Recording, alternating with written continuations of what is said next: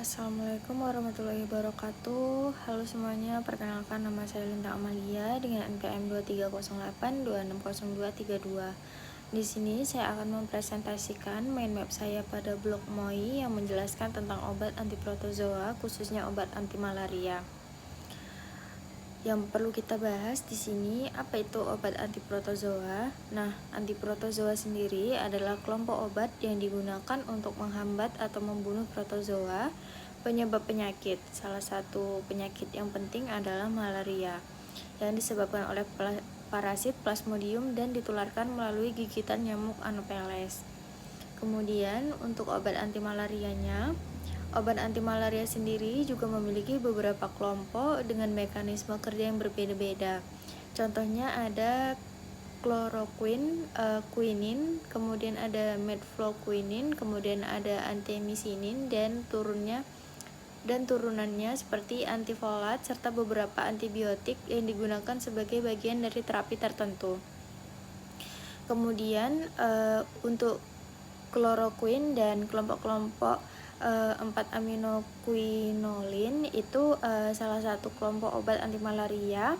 Ada 4 aminoquinolin, contohnya itu ada chloroquine.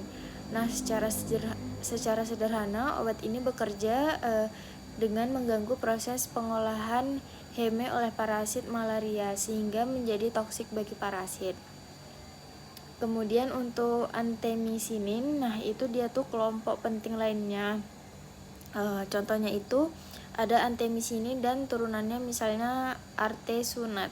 Nah, obat ini biasanya menghasilkan radikal bebas yang dapat merusak berbagai komponen penting pada parasit sehingga membantu membunuh parasit malaria.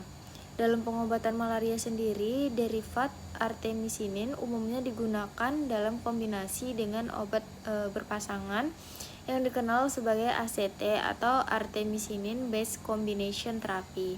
Kemudian untuk antifolatnya itu sendiri merupakan kelompok berikutnya, yaitu sebagai obat penghambat metabolisme asam folat pada parasit.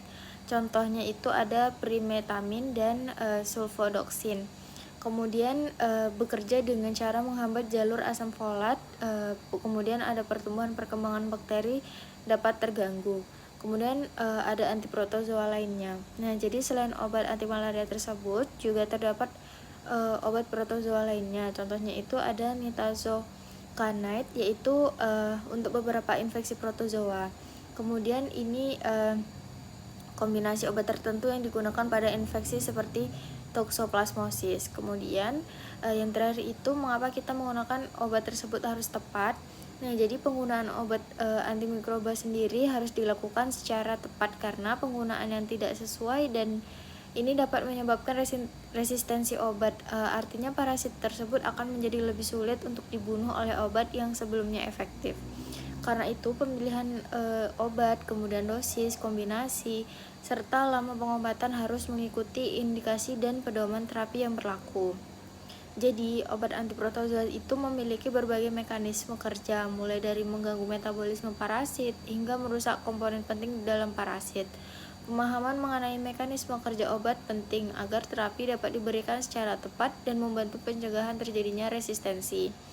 Mungkin sekian dari saya, apabila ada kesalahan mohon dimaafkan. Wassalamualaikum warahmatullahi wabarakatuh.